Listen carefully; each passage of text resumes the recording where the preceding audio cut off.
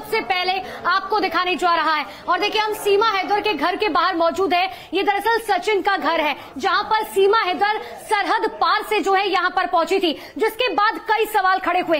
सबसे पहला सवाल ये कि आखिर सीमा हैदर जो है वो सरहद पार कर यहां पर क्यों पहुंची है। दूसरा सबसे बड़ा सवाल ये कि क्या सिर्फ मोहब्बत का परवान इतना ज्यादा चढ़ गया था कि वो सरहद पार यहां पर पहुंच गई, या इसके पीछे कोई सोची समझी साजिश है। और तीसरा सबसे बड़ा सवाल ये कि क्या ये एक तरीके का ट्रैप हो सकता है जिसको अंजाम देने के लिए जो है यहां पर सीमा हैदर पहुंची, और जिसके लिए जानकारी जो है वो लगातार अब अधिकारी जुटा रखे हैं। यूपी एटीएस ने शिकंजा कसना शुरू कर दिया है। सचिन के पिता और खुद सीमा हैदर से लगातार जो है पूछताछ की जा रही है। घर पर अभी जो है फिलहाल कोई मौजूद नहीं है, ना सचिन मौजूद है, ना सचिन के पिता और ना ही सीमा हैदर मौजूद है। तो एक एक जानकारी सबसे पहले न्यूज 18 इंडिया पर आपको दिखा रहे हैं, लेकिन शुरुआत इस वक्त की सबसे बड़ी खबर के साथ करने जा रहे हैं, जहां पर न्यूज 18 इंडिया के पास वो एफआईआर कॉपी है जिसमें सीमा का जिक्र है। दरअसल जो सीमा हैदर पर एफआईआर हुई है, जिसमें इस बात का जिक्र किया गया है कि हाँ, सीमा हैदर के पास 4 मोबाइल फोन मिले हैं, और 4 मोबाइल फोन में से एक मोबाइल फोन जो है वो पूरी तरीके से डिस्ट्रॉयड है,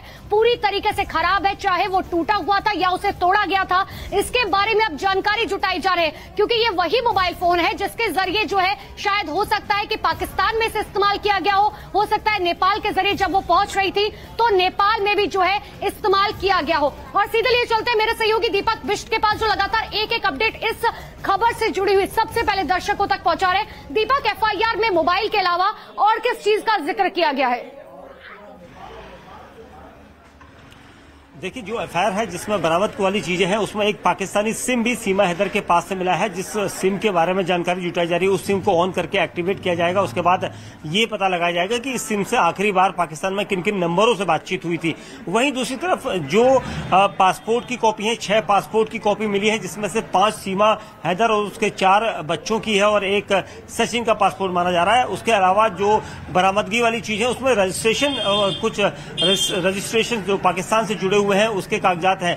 इन सबकी जांच इसलिए पुलिस की टीमें कर रही हैं क्योंकि ये पता लगाया जाना जरूरी है कि इन सबको लेकर सीमा हैदर पाकिस्तान से यहाँ क्यों दाखिल हुई थी, इसको लाने की क्या वजह है। क्या सिर्फ वो चाहती थी कि यहाँ पर आकर वो किसी तरह से यहाँ इंडिया की जो सिटीजनशिप है उसको हासिल कर सके और उस वक्त इन दस्तावेजों को वो सामने रखेगी कि वो पाकिस्तान से आई है। लेकिन जो जांच एजेंसियां हैं वो अब तक उसके जवाबों से संतुष्ट नजर नहीं आ रही है। और इसी वजह से एक दिन पहले जब 7 घंटे की पूछताछ सीमा हैदर, सचिन और उसके पिता नेत्रपाल से की गई थी, उसके बाद आज सुबह 8:30 बजे से फिर एटीएस की टीम उन्हें वापस लेकर गई है। तो कोई न कोई ऐसी वजह है जिसके बाद एटीएस की टीम है, जब एटीएस की पूछताछ खत्म हो जाएगी, जब सीमा, सचिन के पिता घर वापस लौट कर आ जाएंगे, तब पता चलेगा कि आखिर यूपी एटीएस की जांच पड़ताल में क्या पता चला है। लेकिन देखिए, सरहद पार कर, यानी कि पाकिस्तान से जब से हिंदुस्तान पहुंची है सीमा हैदर, मई में जो है वो यहाँ पर पहुंच गई थी, लेकिन उसके बाद से अब लगातार मुश्किलें जो है वो सीमा हैदर की बढ़ती जा रही है। कल 7 घंटे यूपी एटीएस ने पूछताछ की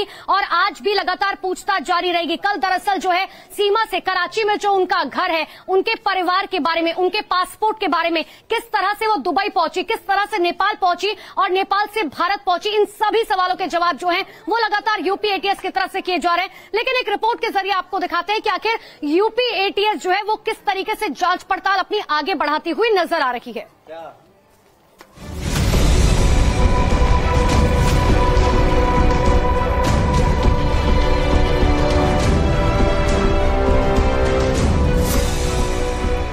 पाकिस्तान के सरहद पार कर भारत आई सीमा हैदर और सचिन की लव स्टोरी में जासूसी का एंगल जुड़ चुका है। पबजी के जरिए प्यार और उस प्यार के खातिर भारत तक का सफर सीमा ने बिना किसी डर के तय कर दिया। ये बात खुफिया एजेंसियों के गले से नीचे नहीं उतर रही थी कि इस बीच खुफिया एजेंसी को जानकारी मिली कि सीमा हैदर के परिवार का सदस्य पाकिस्तानी सेना में है, जिसे सुनकर उनका शक और मजबूत हो गया।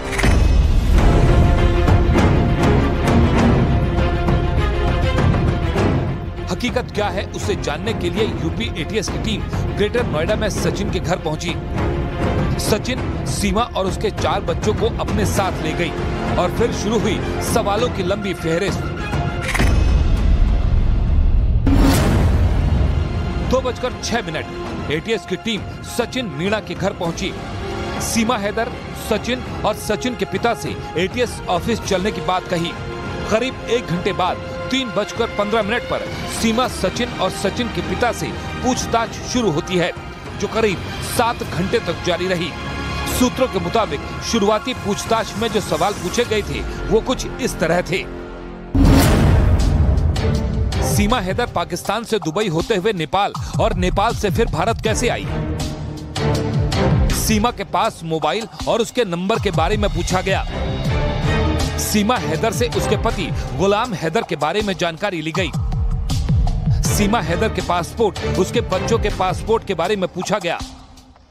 सीमा हैदर और सचिन की पहली मुलाकात के बारे में जाना गया। इसके अलावा एटीएस की टीम ने सीमा से पबजी ग्रुप में सचिन के अलावा कितने लड़कों से बात हुई, इसकी जानकारी जुटाई। उसके परिवार के बारे में पूछा गया और नेपाल में सचिन की मुलाकात के बारे में भी जाना।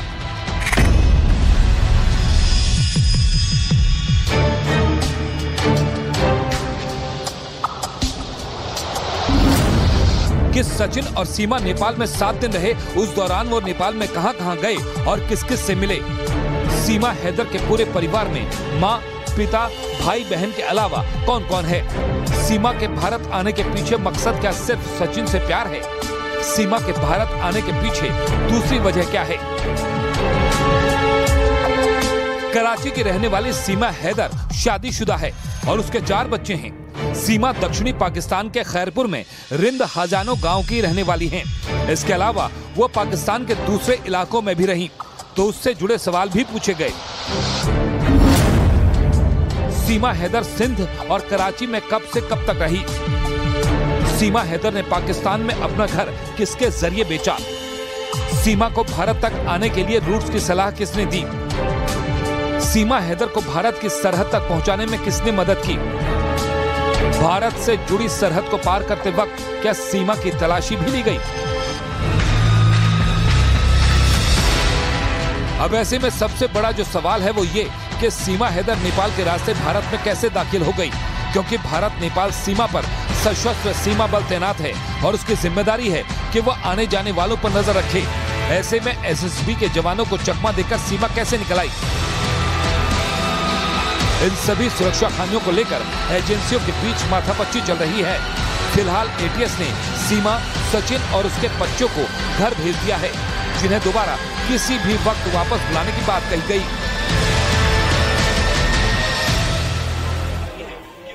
तो सीमा हैदर की सच्चाई क्या है, यही जानने के लिए यूपी एटीएस लगातार जांच पड़ताल करे। एक बार फिर से मेरे सहयोगी दीपक बिष्ट के पास ले चलते हैं। दीपक, आज भी पूछताछ लगातार जारी है, क्या जानकारी?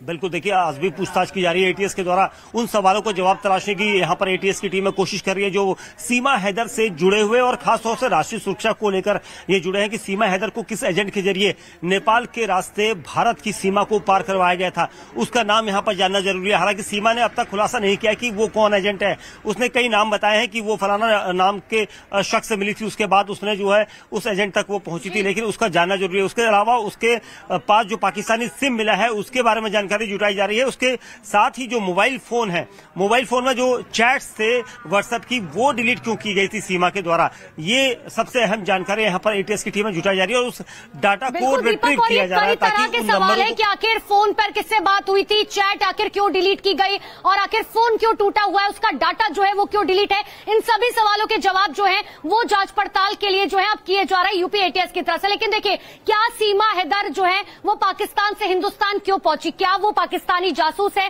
क्या किसी भारत में जो है वो किसी मकसद से यहां पर पहुंची है? इन सभी सवालों के जवाब के लिए जो है अब जांच एजेंसियां लगातार जांच पड़ताल कर रही हैं। अब आप समझे कि जब से हिंदुस्तान की धरती पर सीमा हैदर पहुंची है तब से लगातार सवालों के घेरे में है। ये सवाल पूछे जा रहे हैं कि आखिर वो भारत जो है वो क्यों पहुंची है। लेकिन एक रिपोर्ट के जरिए आपको दिखाते हैं कि आखिर 24 घंटे में कहानी ने जो है किस तरीके से मोड़ ले लिया है।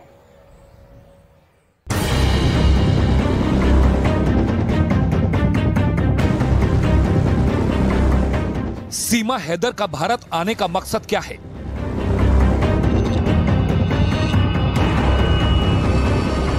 क्या सीमा हैदर पाकिस्तान की जासूस है?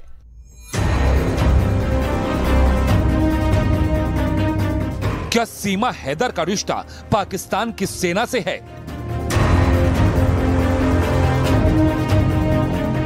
सीमा हैदर को लेकर भारत से पाकिस्तान तक कई दावे किए जा रहे हैं। यही वजह है कि भारत की जांच एजेंसियां सीमा हैदर की कुंडली खंगालने में जुट गईं।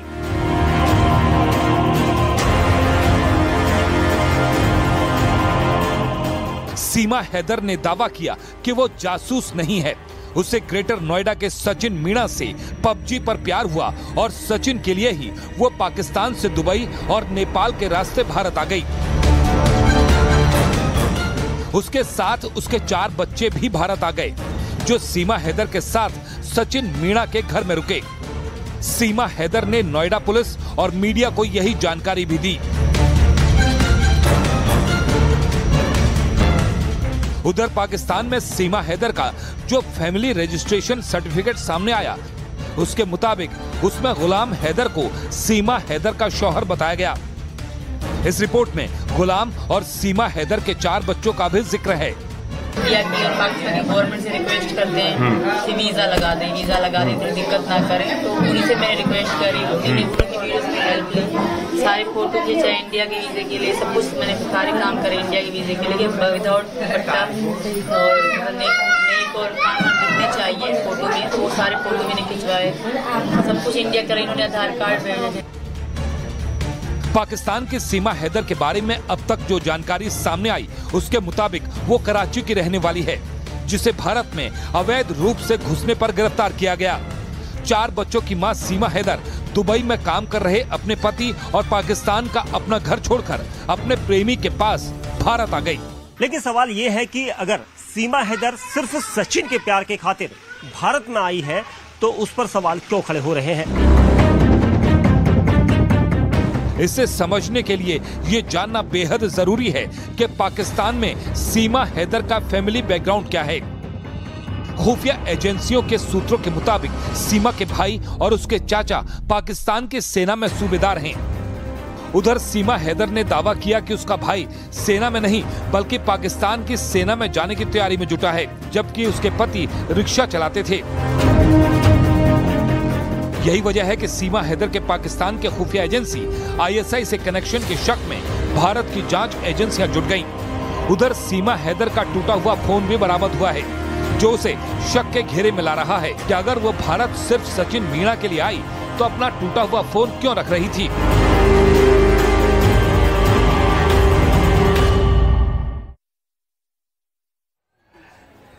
तो देखिए, एक एक तस्वीर लगातार आपको न्यूज 18 इंडिया पर सबसे पहले दिखा रहे हैं कि आखिर किस तरीके से सीमा हैदर जो है वो सबसे पहले कराची से निकली, दुबई पहुंची, दुबई से नेपाल होते हुए हिंदुस्तान की धरती पर पहुंच गई। लेकिन जो भी थ्योरी उनकी तरफ से बताई जा रही है, दरअसल किसी को भी जो है